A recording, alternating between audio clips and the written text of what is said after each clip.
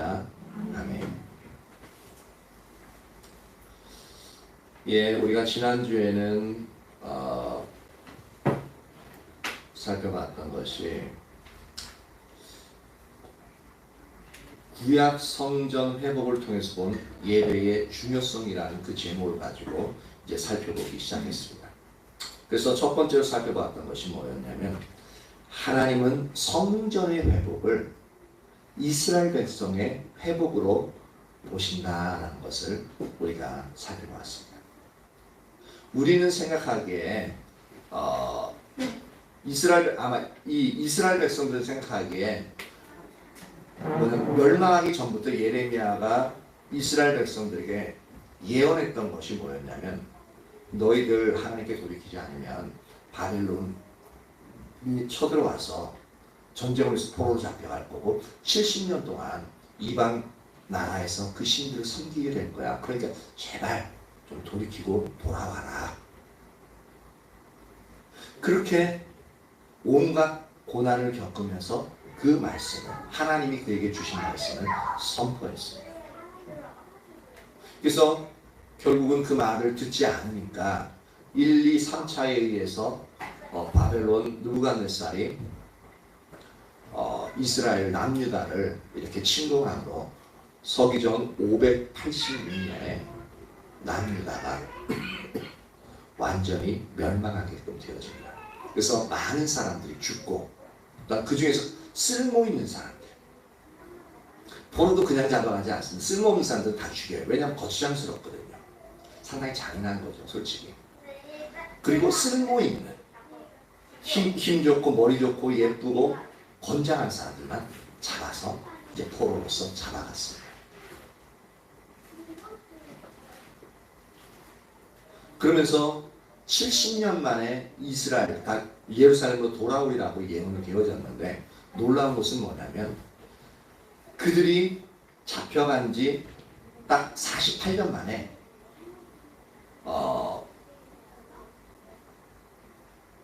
고레스 왕에 의해서 칙령이 내려져가지고 바사 왕의 고레스 왕에 의해서 다시 돌아오게끔 되어집니다.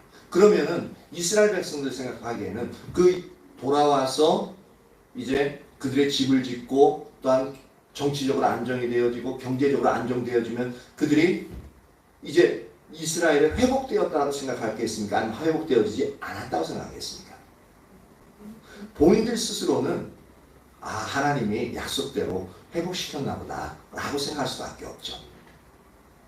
근데 계산해 보면은 유다가 망한 지는 48년 만인데, 근데 그럼 70년이 아니잖아요. 그렇죠?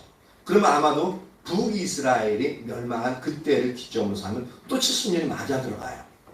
그래서 그들은 북이스라엘이 멸망한 그 시기부터 70년을 생각하는구나 라고 그렇게 말씀하시는 걸 그렇게 이해해서 자신들은 이제 하나님의 약속대로 온전히 회복되었다라고 생각하고 있었다는 겁니다. 그러면서 이제 원래 회복되어져서 성전을 건축하라고 그렇게 이제 갔는데, 이제 성전을 건축하러 갔는데 자꾸 주위에서 방해하니까 성전 기초만 쌓고 어떻게 합니까? 결국 성전 쌓지 못하고 그냥 자기들이 원하는 삶을 살아가고 있었습니다. 그게 시간이 어느 정도 흘렀냐면 20년이나 흘렀어요. 그러니까 48년 만에 멸망 48년 돌아오고 20년이 흘렀으니까 어떻게 해요? 68년 흘렀죠. 그러니까 그동안 자신들은 회복되었다고 했는데, 스가랴서 1장 7절과 12절에서 17절 보면 아직까지 회복되어지지 않았음을 이제 성경은 이야기하고 있습니다. 그래서 스가랴서 1장 12절에 보면은 이렇게 얘기하고 있습니다. 천사가 12절에 여호와의 천사가 대답하여 이르되, 만군의 여호와여, 여호와께서 언제까지 예루살렘과 유다 성읍들을 불쌍히 여기지 아니하시려 하나이까? 이를 노하신 지 70년이 되었나이다 하매. 이스라엘 백성들은 자신들이 회복되었다고 생각을 하는데, 성경 즉 하나님은 이스라엘이 아직까지 회복되지 않았다라고 하나님은 그렇게 보시고 있다는 겁니다. 이게 중요한 겁니다. 우리는 예수님을 믿고 신앙생활을 하면서 하나님의 축복을 받고 온전히 주님 안에서 회복되었다라고 생각할 수 있다는 겁니다. 예수 믿으니까 너무 잘 됐어. 우리 자식들 복 받고 가정이 너무 잘 되고 또 예수 믿으면서 병도 나았어. 그럼 이게 회복된 거예요? 회복되지 않은 거예요? 우리가 개인적으로 보면 축복받고 회복된 거잖아요. 근데 때로는 성경이 이야기하는데 회복된 게 아니라 아직까지도 하나님의 저주 가운데 있다. 아직까지도 고통 가운데 있다라고 말하실 수 있다는 것을 우리가 이해해야 됩니다. 그럼 왜 하나님은 어디에다 기준을 두고서 이렇게 말씀을 하시느냐라는 겁니다. 우리가 이제 그 부분을 이제 살펴보고 있는데, 그래서 첫 번째 살펴봤던 것이 하나님은 성전의 회복을 이스라엘 백성의 회복으로 이해하신다. 이 기준이 있습니다. 그러면 왜 하나님이 유다 백성의 회복을 성전 회복의 관점에서 이해하고 계시느냐라는 부분이죠. 그래서 오늘 두 번째 살펴볼 것이 뭐냐면 하나님께서 돌아오시는 것과 성전이 세워지는 것이 연결되어 있기 때문에 그렇다는 겁니다. 다시요. 하나님이 돌아오시는 것과 성전이 세워지는 것이 연결되어져 있기 때문이다라는 겁니다. 우리가 지금 이 말씀을 살펴보고 있는 게 교회 회복을 위해서 살펴보고 있는데 갑자기 우리는 구약 성경 성전이 세워진 것을 살펴보고 있잖아요. 근데 왜 그러냐면은 그럼 구약의 성전과 오늘날의 교회 회복과 무슨 상관이 있느냐라는 거죠. 왜냐하면 구약에 있어서 성전은 오늘날 교회의 그림자이기 때문에 그렇습니다. 그게 실체가 교회예요. 그리고 구약 시대 때는 이 실체가 아직 세워지지 않았기 때문에 그림자로서 희미하게 이제 성전을 존재하고 있었기 때문에 성전을 살펴보면은 구약의 성전을 살펴보면 오늘날의 교회에 대한 하나님의 의도와 의중을 살펴볼 수 있기 때문에 지금 구약을 먼저 살펴보고 있는 겁니다. 하나님께서 돌아오시는 것과 성전이 세워진 것이 연결되어져 있다.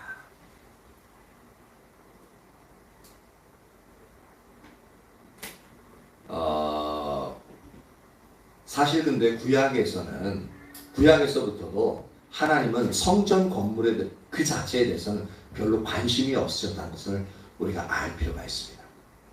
그럼 우리가 약간 고개를 갸우뚱할 수 있어요. 하나님이 성전 짓는 데에 얼마나 큰 정성, 상당히 세밀하게 그 다음 이제 많은 재물, 많은 노력을 들여서 그 성전을 지었는지 우리 예루살렘 성전을 보면 알 수 있잖아요. 그것이 솔로몬 때 지어지긴 했지만 그 설계도는 그 아버지 다윗을 통해서 주었고 다윗 때부터 성전을 건축하기 위해서 온갖 재물과 철제, 석조들 모든 필요한 것들 그때부터 준비했거든요. 예루살렘 성전 짓는데 7년 걸렸는데 근데 다윗 때부터 그것이 준비가 되어졌다고요. 그런데 실제로는 준비되어진 게 거의 20년 이상 그렇게 준비가 되어졌습니다. 그럼 이 정도면은 건물 하나 짓는데 20년에 최소한 10년, 15년 이상이 들었다면은 이게 우리 인간들, 짓는 이스라엘 백성들의 입장에서 얼마나 큰 정성이 들어갔겠느냐는 겁니다. 그렇다면 얘기는 뭐냐면 그 정도 준비했으면 우리 이스라엘 백성들이 보기에는 하나님이 이 성전, 하나님이 거하실 성전이 얼마나 그 건물 자체가 중요하다고 그렇게 생각했겠느냐라는 거죠. 하나님도 이 성전에 대해서는 상당히 소중히 여기신다라고 그렇게 생각할 수밖에 없습니다. 맞죠? 근데 이게 우리가 보는 관점과 하나님이 보는 관점은 완전히 다르다는 겁니다. 분명히 말씀드리면 하나님은 구약 시대 때에도 성전 그 자체에 대해서는 별로 관심을 가지지 아니하였다는 겁니다. 이런 얘기하면요, 이스라엘 지금 가가지고 이 얘기하면요, 돌에 맞아 죽습니다. 신성모독한다. 그들은 다시요, 지금 예루살렘에 있는데 그 예루살렘 성전이 지금 그들은 안 남아있고 지금 이제 중동 이슬람 국가 있잖아요. 이슬람 국가의 성전으로 지금 세워져 있습니다. 지금 그것 때문에 엄청나게 예민하고 제3차 대전이 발발하면 거기서 발발할 거라고 오죽하면 거기서 그렇게 얘기하겠습니까? 그러니까 지금 이스라엘 정세가 엄청 불안정하거든요. 그러니까 이스라엘의 목적은 뭐냐면 다시 예루살렘 회복해가지고 성전 짓는 거예요. 그러면 그들은 하나님 그곳에 다시 임재하셔서 이스라엘에 회복될 걸 그렇게 지금 생각하고 있습니다. 그때 또한 그들은 이제 하나님 나라가 도래할 것으로 생각을 하고 있습니다. 물론 그들 나름대로의 성경적인 근거를 가지고서 그 얘기를 하는 거죠. 그만큼 그들은 성경 그 건물 자체를 너무너무 소중히 여깁니다. 근데 성경은 그렇게 얘기하고 있지 않다라는 겁니다. 우리가 한번 살펴볼까요? 이사야서 66장입니다. 이사야서 66장 1절과 2절을 봅니다.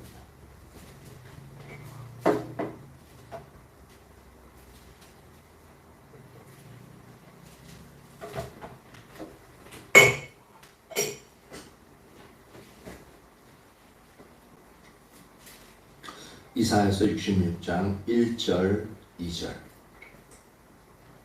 같이 한번 읽어볼까요? 자, 시작. 여호와께서 이와 같이 말씀하시되 하늘은 나의 보좌요 땅은 나의 발판이니 너희가 나를 위하여 무슨 집을 지으랴. 내가 안식할 처소가 어디랴. 나 여호와가 말하노라. 내 손이 이 모든 것을 지었으므로 그들이 생겼느니라. 여기까지만 우선 읽을게요.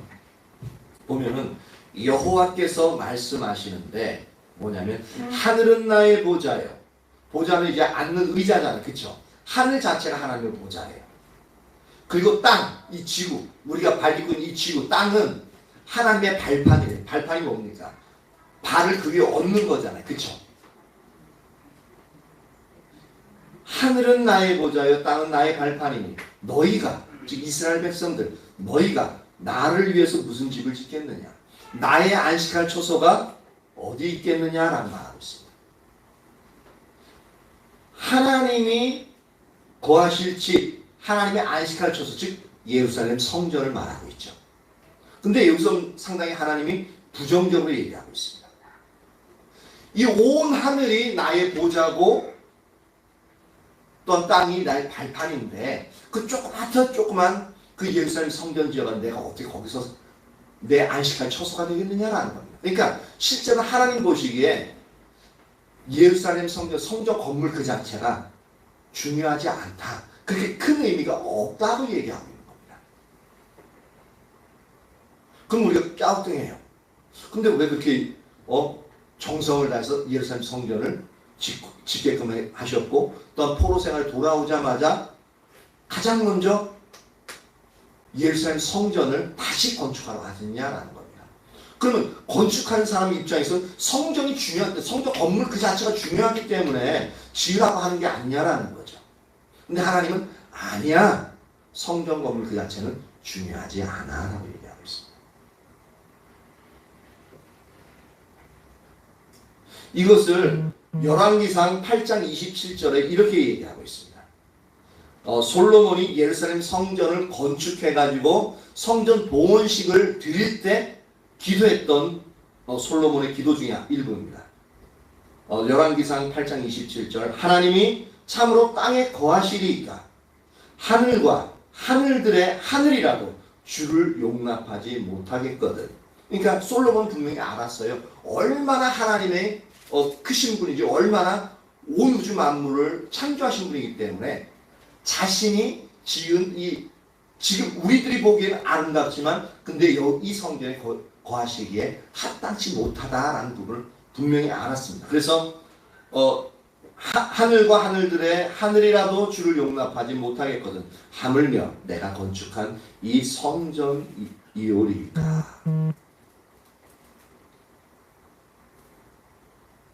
또한 예레미야서 7장 4절에는 이렇게 얘기합니다.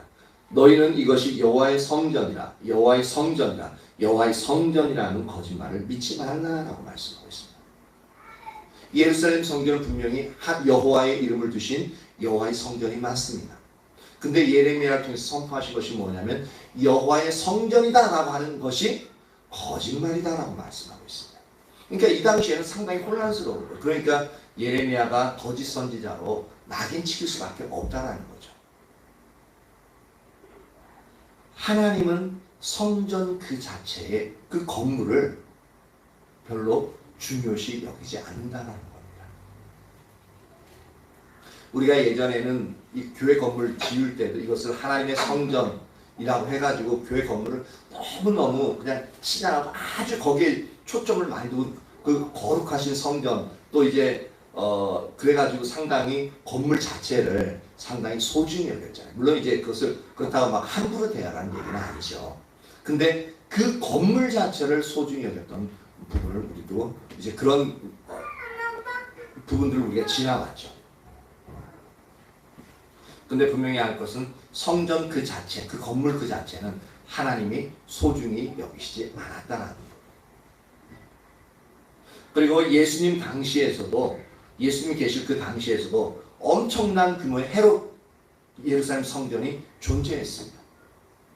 그것이 예수님 이전에 46년 전부터 지어져 왔는데 아직까지 완성되지 않은 상태였습니다.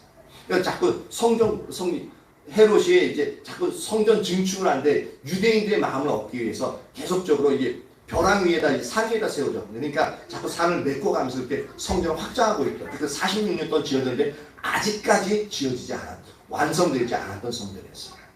그러니까 46년 동안 지어졌으니까 어떻습니까? 그 성전이 상당히 웅장하고 보기 좋겠죠. 금을 입혀놓으니까 더 보기 좋습니다. 그러니까 제자들이 막 예수님한테 주님 이 성전 보시기에 어떠냐고 막 그렇게 이제 성전에 대한 자부심을 가질 정도로 이스라엘 백성 자부심을 가질 정도로 이제 그러한 성전이었습니다.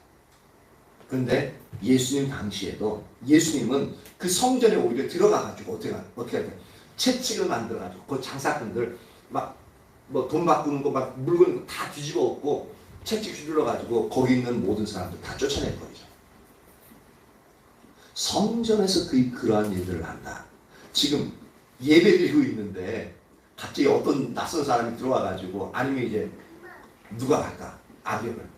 여기 있는 사람들이 하면 그렇게 제가 아니지. 내가 예배인가 다른 사람이 와가지고 너희들 뭐 하는 거야? 하고 막 다 쫓아내고 막 너희가 예수 믿는 거 맞아? 하고 막 깽판 부린다고 해보십시오. 이 도둑의 소리를 막 그렇게 그럼 우리가 가만히 있겠냐고. 예배 방해하고 난리 나죠. 어디 그냥 하는 예배 드리는데 거룩한 교회 와가지고 이제 그런 난장판을 벌이면 막 난리가 나겠죠. 근데 예수님이 그렇게 하셨다고요. 그러면서 이제 그 일들을 했는데 그러면 왜 하나님이 성전을 지으라 그러고 성전을 또 소중히 여기는 부분도 분명히 성경에는 분명히 존재하죠. 그죠? 그럼 왜 하나님이 성전을 소중히 여길 뿐만 아니라 포로에서 돌아왔을 때 가장 먼저 성전을 지으라고 했느냐라는 겁니다. 성전 건물 그 자체는 그렇게 중요하지 않은데 그럼에도 불구하고 성전을 가장 먼저 지으라고 했던 이유가 뭐냐라는 거죠. 성전이 중요했던 그 이유는 뭐냐면 그 성전이 하나님께서 하나님의 백성들 가운데 임하셔서 거하시며 그들 가운데서 두루 운행하시는 이 위한 수단이 되기 때문이었습니다. 다시요. 하나님이 하나님의 백성들 가운데 임하셔서 그곳에 거하시고 머물러 거하시고 그리고 그들 가운데 운행하시기 위한 하나의 수단이 되어지기 때문에 그래서 성전이 중요했던 겁니다. 근데 생각해 보십시오. 만약에 그곳에 하나님이 없어요. 하나님이 계시지 않아. 하나님의 영광이 떠났어. 그럼 그것이 더 이상 성전의 역할을 하겠느냐라는 거죠. 못하죠. 그러니까 만약에 건물이 중요했다면 하나님은 그 성전 안에 지키고 있어야 돼요. 왜냐하면 건물 자체가 중요하니까. 그렇죠? 근데 건물 자체가 중요한 게 아니에요. 그 건물은 하나의 수단이었던 겁니다. 하나님이 임하셔서 거하시고 운행하시기 위한 하나의 수단이었다는 거죠. 그러니까 예레미야 7장 아까 4절에 이것이 여호와의 성전이라 여호와의 성전이라 여호와의 성전이라는 거짓말을 믿지 말라 라고 했던 부분도 뭐냐면 하나님의 영광이 떠나고 이미 없는데 이것은 하나님의 성전, 여호와의 성전이 할 그거가 없다는 겁니다. 여호와의 성전이라고 이야기할 수 있는 그 근거는 뭐냐면 하나님의 영광이 그것을 임재해 계시기 때문에 가능하다는 겁니다. 그러니까 포로로 잡혀가서 완전히 예루살렘 성전이 무너졌기 때문에 예루살렘 성전 다시 세우고 하나님이 돌아오셔서 그곳에 머무르시고 그것을 운행하시기 위해서 성전이 가장 필요했던 이유가 바로 거기 있습니다.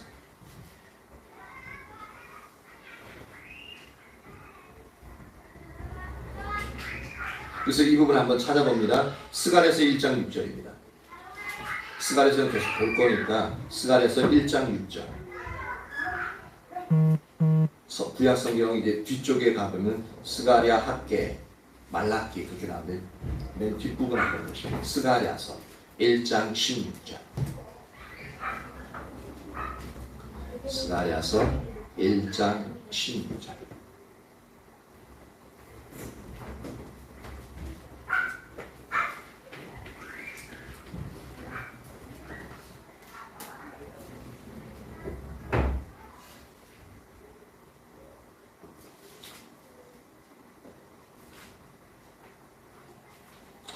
예, 1장 16절 같이 한번 읽어볼까요? 자, 시작. 그러므로 여호와가 이처럼 말하노라. 내가 불쌍히 여김으로 예루살렘에 돌아왔은즉 내 집이 그 가운데 건축되리니 예루살렘 위에 먹줄이 쳐지리라. 만군의 여호와의 말이니라. 내가 예루살렘을 불쌍히 여김으로 예루살렘이 돌아왔은즉 하나님이 돌아오시는 것과 이제 내 집이 그 가운데 건축되니 보십시오. 하나님이 돌아오시는 것과 예루살렘 성전이 건축되는 것이 연결되어져 있죠. 그렇죠? 하나님 돌아오셨기 때문에 건축되어지는데 2장 10절에서 13절 보십시오. 그럼 왜 하나님의 성전이 건축되어져야 하는가에 대한 그 부분이 나옵니다. 2장 10절 13절. 아까 왜 하나님의 성전이 건축되어져야 하는가 그 부분을 보았을 때 그것은 이제 하나님께서 하나님 백성들 가운데 임하셔서 거하시고 그들 가운데 두루 운행하시기 위해서 운행하시기 위한 수단으로서 중요하다고 했죠. 그 부분이 2장 10절 13절이 분명하게 나옵니다. 10절 여호와의 말씀에 시온에 따라 노래하고 기뻐하라. 이는 왜냐하면 내가 와서 즉 임하시는 거죠. 와서 그 가운데 네 가운데 머물 것이니라. 성전이 건축되어지면 하나님이 오셔서 그 가운데 머물 것이다 라고 말씀하는 거죠.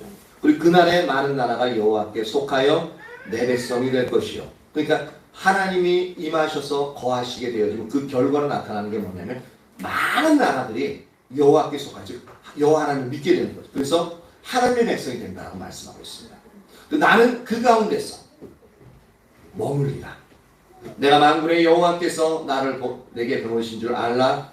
12절 여호와께서 장차 유다를 거룩한 땅에서 자기 소유를 삼으시고 다시 예루살렘을 택하시니 모든 육체가 여호와 앞에 잠잠할 것을 여호와께서 그의 거룩한 처소에서 일어나심이니라 하더라. 하나님이 오셔서 그 가운데 머무시고 이제 운행하시는 부분은 뭐냐면 바로 13절에 여호와께서 그의 거룩한 처소에서 일어나심이니라.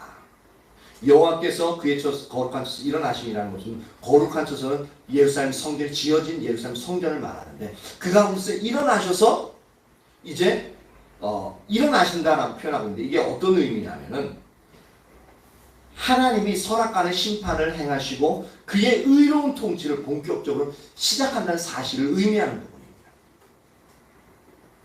즉 이게 뭐냐면 하나님 백성들 가운데서 하나님이 운행하신다는 그런 의미예요. 그러니까 2장 10절 13절은 하나님이 임재하셔서 임하셔서 그 가운데 거하시고 하나님 백성들 가운데서 운행하심으로 말미암아 놀라운 일들을 행하시는 것을 말씀하고 있습니다. 그래서 하나님은 하나님의 성전이 지어지면 그들 가운데 오셔서 머물 것이라고 말씀하시고 또한 그 거룩한 처소에서 하나님의 백성들을 다시 일으켜 세우실 것을 지금 스가랴서를 통해서 말씀하고 있는 거죠.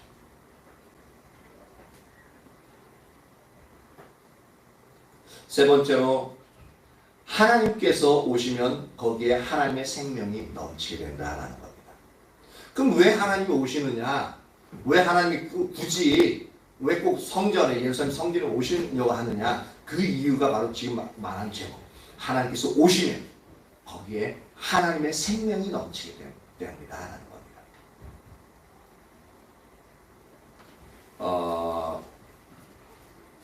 즉 다시 말해서 하나님께서 오셔서 하나님 백성들 가운데 거하시고 운행하시면 하나님의 생명이 넘치게 될 거다라는 거죠. 그래서 이것 때문에 바로 이 사실 때문에 구약에서 성전이 그토록 중요하게 여겨졌던 겁니다. 이것이 오늘날에 어떻게 발전하게 되었냐면은 하나님의 성전인 우리 예수님 믿는 성도 개개인 그리고 성도들의 모임이 교회, 이 교회를 향한 하나님의 비전이기도 합니다. 뭐냐면 하나님이 오늘날 성도들 개개인에게 그리고 성도들의 모임 교회 가운데 임하셔서 거하시고 또한 그분이 우리 가운데 운행하심으로 말미암아 하나님의 생명이 넘치는 것, 바로 이게 오늘날 교회를 향한 하나님의 비전이라고 합니다.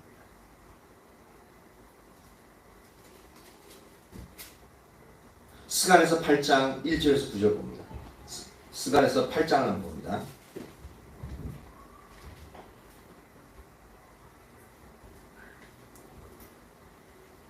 스가랴서 8장 1절에서 9절 그리고 21절에서 23절 볼 것입니다.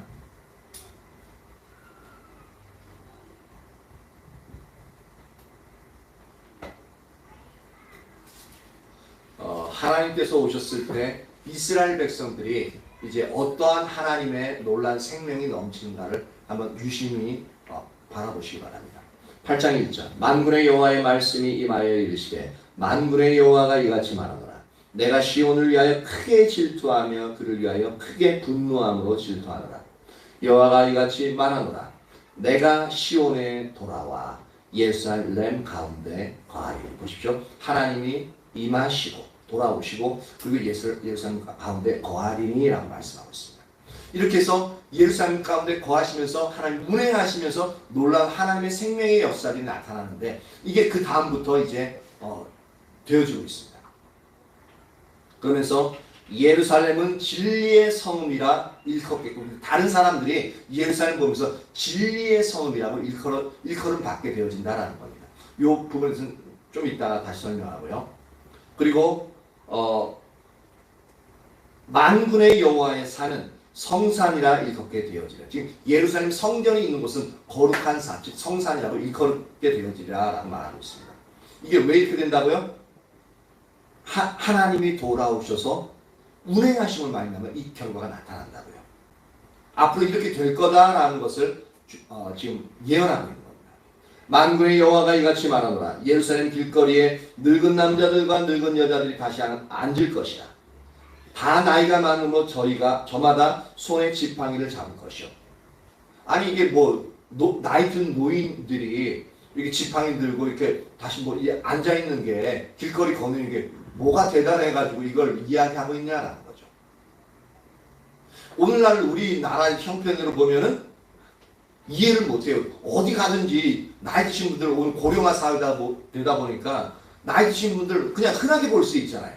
근데 성경은 지금 하나님은 예언하시는 것이 너희들 나이 많은 사람들이 오늘 다시 보게 될 거는 이게 뭔데라고 생각할 수 있는데 이건 뭐냐면은 이때 당시 전쟁이 일어나면 누가 가장 먼저 죽습니까? 나이 많은 노약자들 그리고 부모의 이제 보살핌을 이제 받아야 될 어린아이들이 가장 먼저 죽습니다. 왜? 도망가지 못하니까. 그들 칼날에 의해서 다 죽습니다. 그러니까 노인과 아이들이 존재하지 못하는 거죠.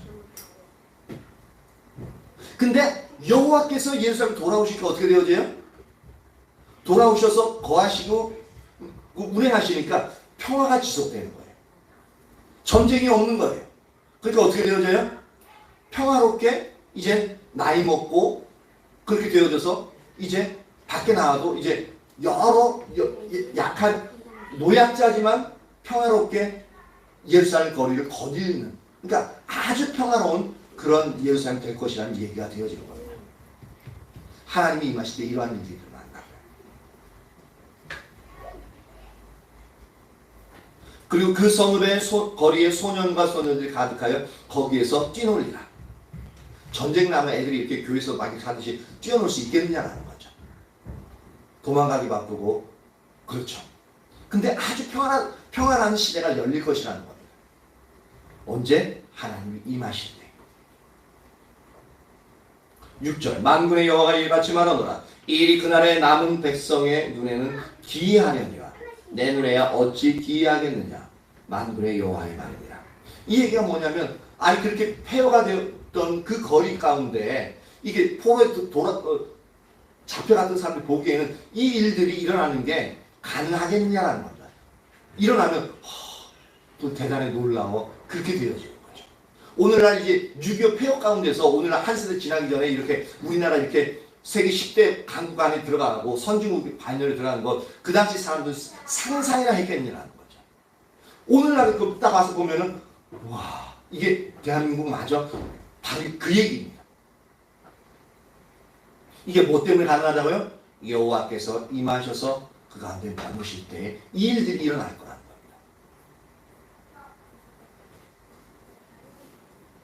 7절 만군의 여호와 이같이 말하노라. 보라 내가 내 백성을 해가 뜨는 땅과 해가 지는 땅에서도 구원하여야 되고 해가 뜨는 땅과 해가 지는 땅 이게 동쪽과 서쪽입니다. 그러니까 끝에서 끝에 흩어진 하나님의 백성들 전부를 어떻게 한다고요? 구원하여다가 예루살렘에 다시 다 모아놓을 거라는 겁니다.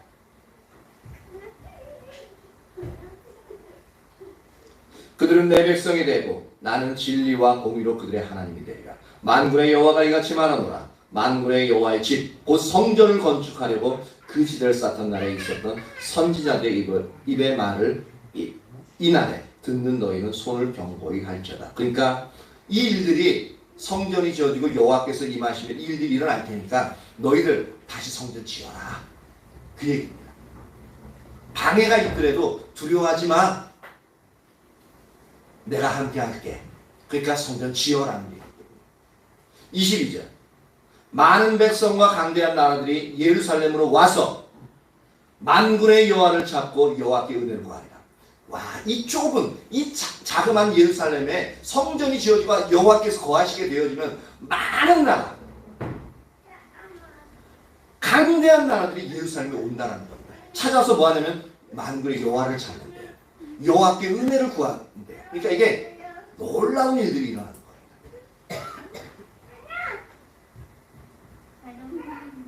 23절 만나의 옷자락을 잡을 것이다. 곧 잡고 말하기를 하나님이 너희와 함께 하심을 들었나니 우리가 너희와 함께 가리하노라 하리라 하시니라. 여호와 하나님께서 성전이 세워져서 그곳 가운데 임하심으로 말미암아 그곳 가운데 하나님이 있다는 것을 많은 강도들이 듣고 와서 유다 사람들을 붙잡고 너희 가운데 여호와 하나님이 있음을 내가 들었다. 그러니까 우리 어떻게 하면 되냐? 어떻게 하면 하나님을 섬길 수 있느냐? 알려달라. 그러면서 그런 일들이 일어날 것이라고 이야기하고 있습니다. 즉 하나님께서 오시면 거기에 놀라운 하나님의 생명이 넘칠 것을 이렇게 이야기하고 있는 거죠.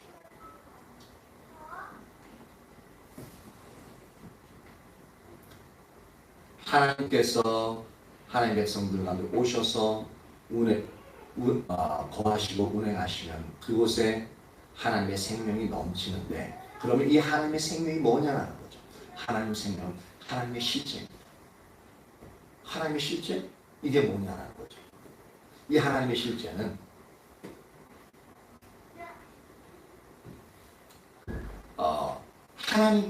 하나님께서 실제로 역사하시는 열매들입니다. 즉 우리 인간에게 있어서 쉽게 생각하는 일이에요. 생명이 있다. 그러면 어떻게 되어져요?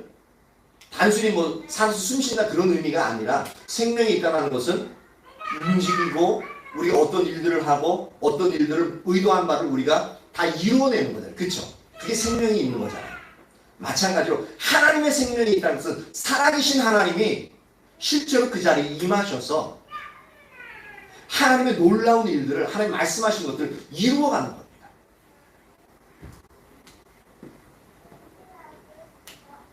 그래서 하나님의 생명은 하나님의 실제로서 하나님께서 실제로 역사하시면 나타나는 열매들입니다. 그 열매들이 아까 뭐였습니까? 아까 스가랴서 8장에서 읽었던 그런 부분들이 일어날 거라는 겁니다.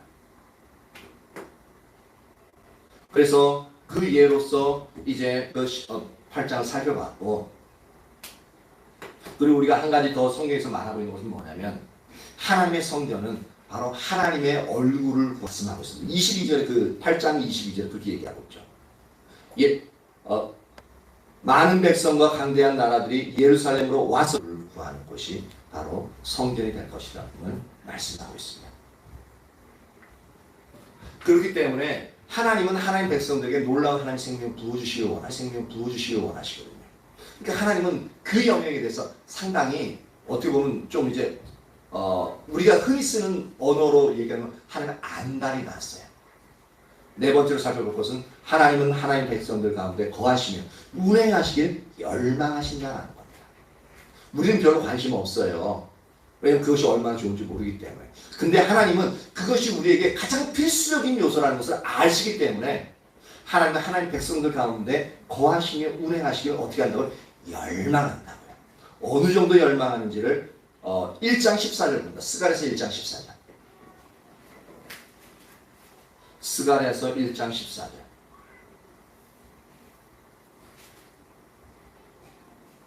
같이 한번 읽어볼까요? 1장 14절.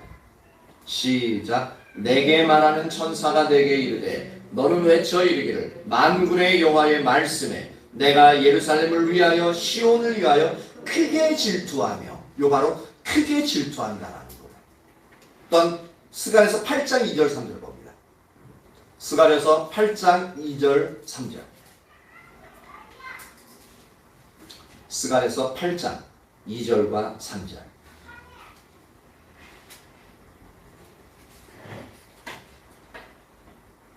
같이 읽습니다.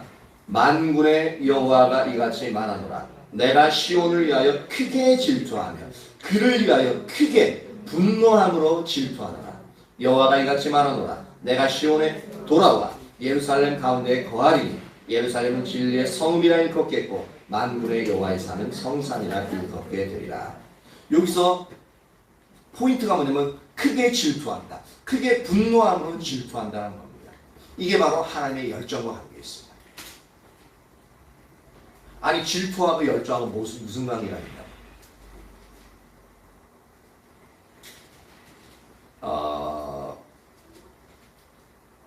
하나님이 여기서 성경에 보면 예루살렘을 위해서 시온을 위해 크게 질투하신다라는 표현을 쓰고 있는데, 다시 말하면 이게 예루살렘과 시온이라는 것은 하나님의 백성을 위해서 크게 질투하신다는 얘기거든요.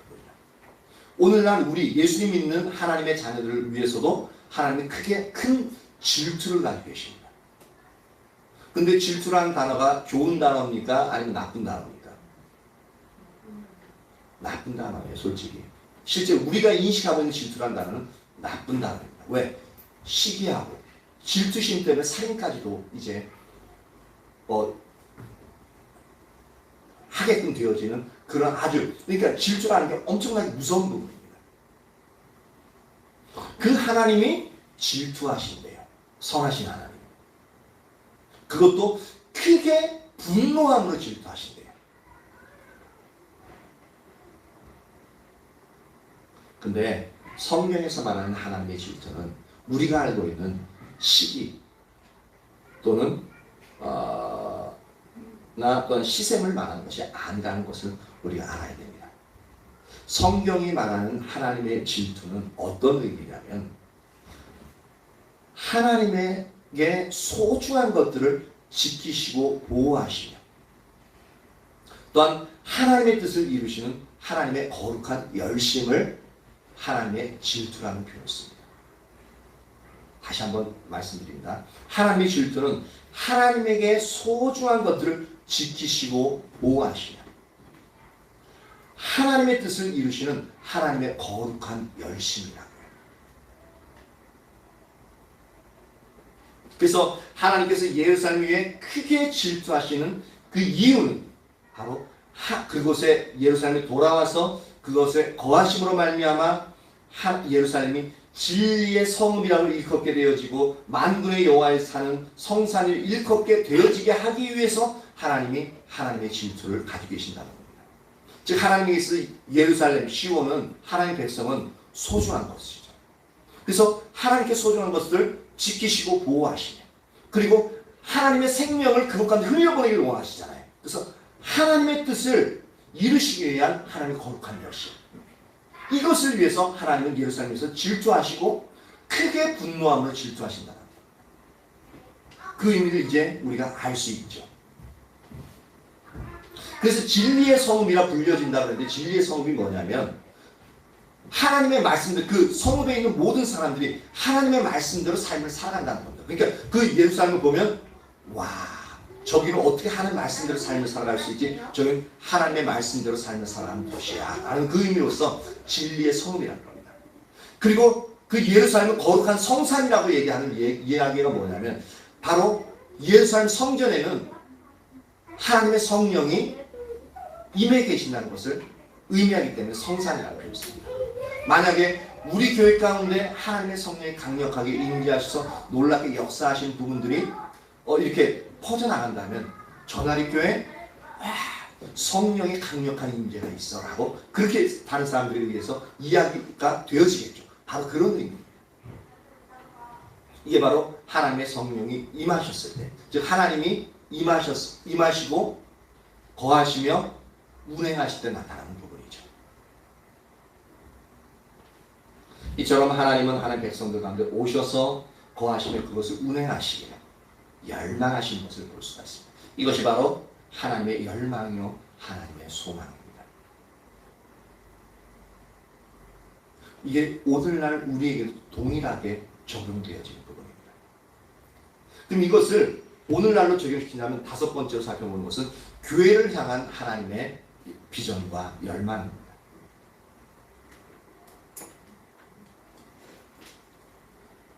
구약의 성경은 아까 말씀드린 것처럼 신약에 있어서 신약의 교회를 향한 그림자예요.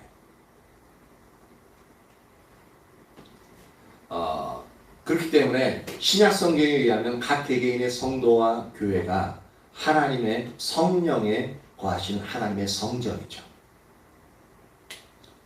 그래서 구약 성전에 대한 하나님의 비전과 열망은 보다 근본적으로 오늘날 개개인의 성도와 교회를 향한 하나님의 비전과 열망이 되어진다는 겁니다.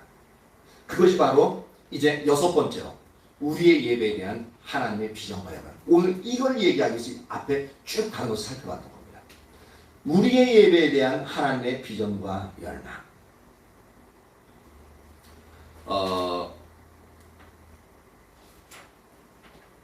구약의 성전은 무엇보다도 하나님의 백성들이 하나님께 예배를 드리는 곳이었죠. 그렇죠? 그때는 이제 우리는 예배라는 단어를 쓰면 그 당시에는 제사라는 단어를 썼죠. 왜냐하면 짐승을 잡아서 하나님께 올려드리는 부분이기 때문에 제사라는 단어를 썼습니다.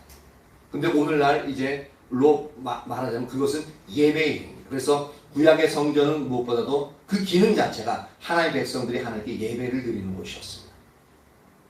또한 그것은 하나님께 기도하는 곳이었습니다. 또한 그 성전은 하나님의 얼굴을 구하는 곳이었습니다. 그래서 예수님도 성전을 어떻게 표현하셨냐면 만민이 기도하는 집이라고 말씀하셨죠. 그래서 마가복음 11장 17절에는 이렇게 얘기하고 있습니다. 이에 가르쳐 이르시되 기록된 바 내 집은 만민이 기도하는 집이니라. 친함을 받으려 하지 아니하였느냐. 너희는 강도의 소굴을 만들었도다 하시네. 그래서 막 뒤집어 엎어버린다. 하나님을 찾고 하나님께 기도하는 곳인데 그것을 장사하고 있으니까 어떻습니까? 하나님 보시기에 하나님의 마음을 가지고 있는 예수님 마음속에 막 불이 일어나는 거예요. 우리 예배 드리는데 뭐 이게 여기서 교회에서 장사하기 위해서 막 이렇게 물건 갖다 놓고 팔고 뭐 그 뜻은 좋아요. 뭐 바자회 해가지고 뭐 다른 사람 돕는다고. 근데 교회에서 장사하는 거잖아요. 예배 가운데 그렇게 하는 거. 그러니까 그런 부분은 허용이 되지 않는다는 거예요. 하나님은 우리의 예배 가운데 임하시기를 원하셔요. 우리 예배 가운데 오셔서 거하시기를 원하시는데 그곳에서 하나님만이 하실 수 있는 그러한 일들을 행하길 원하신다는 겁니다. 그래서 우리의 예배와 우리의 삶 속에 하나님의 모든 생명이 넘치기를 원하십니다. 그것이 바로 우리의 예배를 향한 하나님의 비전이에요. 그래서 이것이 바로 이 부분이 오늘날 우리의 예배가 회복되어야 될 아주 절실한 필요가 있습니다. 왜 우리의 예배가 회복되어야 되느냐? 교회가 왜 회복되어야 되느냐? 바로 하나님이 오셔서 거하시며 우리 가운데 두루 행하심으로 말미암아 하나님 그분만이 행하실 수 있는 그 일들, 즉 하나님의 생명의 역사들이 우리 가운데 일어나기를 하나님은 간절히 원하시는데 그 일들을 위해서 우리의 예배가 회복되어져야 된다. 그래야 우리의 중심과 우리의 삶이 회복되어집니다.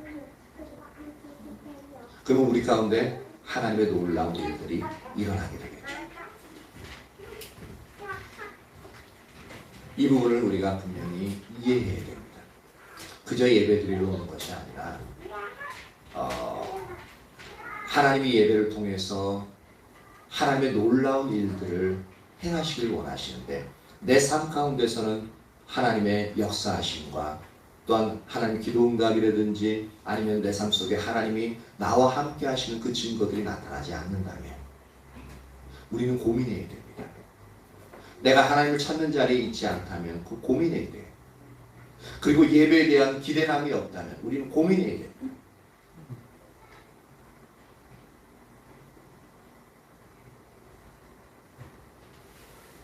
왜냐하면 하나님이 예배를 통해서 근본적으로 행하기 원하시는 게 뭐냐면 하나님만이 행하실 수 있는 그 놀라운 일들을 우리의 삶과 우리의 중심 가운데 행하기 원하시기 때문에요. 그래서 진정으로 예배가 회복된 그러한 자들에게는 하나님이 놀라운 평안과 만족을 주시고 또한 우리 삶 가운데 필요한 것들을 채우시며 우리의 연약한 부분들을 회복시키시고 우리의 삶을 이끌어 가신다는 겁니다. 그런데 그것이 우리에게 있느냐라는 겁니다. 이것 때문에 우리가 예배가 회복되어야 될 필요성이 절실하게 필요한 겁니다. 이 영역이 저와 여러분 가운데 선명하게 비춰지길 바랍니다. 예배 회복이 이만큼 중요하기 때문에 오늘날 어떤 대형 교회에 있어 성도의 수가 수천 명 혹은 수만 명이 된다 할지라도 그 교회 예배가 회복되어지 있지 않다면 그 교회는 하나님의 의도를 멀리 벗어난 교회가 될 겁니다. 그렇다는 얘기는 뭐냐면 그 교회는 아직 회복되어 있지 않는 것이고 그것은 하나님의 은혜가 거쳐 있다라고 말할 수밖에 없는 겁니다. 이게 바로 성경적인 관점이죠. 그들 나름대로는 집 짓고 이스라엘 백성들은 회복돼서 잘 살고 있는데 여전히 성경, 즉 하나님은 그들에게 하나님 진도가 여전히 임해 있다라고 회복되지 않았다라고 말씀하신 것과 동일한 부분입니다. 물론 이것은 교회가 크든 작든 상관이 없습니다.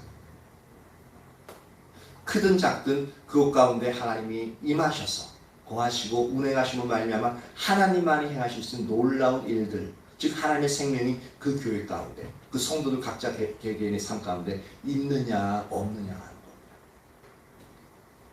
이 부분을 오늘 우리 자신들이 여러분 각자 개개인이 삶 가운데서 살펴보시고 또한 여러분들 개개인이 회복되어져야 교회가 회복되어집니다. 왜? 여러분들의 모임 자체가 교회이기 때문에. 여러분 각자 개개인이 회복되어지지 않으면 교회는 회복되어지지 않습니다. 또한 교회가 회복되지 않으면 회복된 교회가 되지 않으면 여러분들도 회복되어지기 힘듭니다. 어느 하나에 이제 책임이 있는 게 아니라 서로 아주 밀접하게 연결되어 있습니다. 교회가 회복되어져야 여러분들이 회복되어져요. 여러분들이 동시에 회복되어져야 교회도 회복되어지는 부분입니다. 바로 이러한 은혜가 여러분들과 이 교회 가운데 온전히 일어나게 되는 예수님의 이름으로 축복합니다. 예, 반주자 나오세요.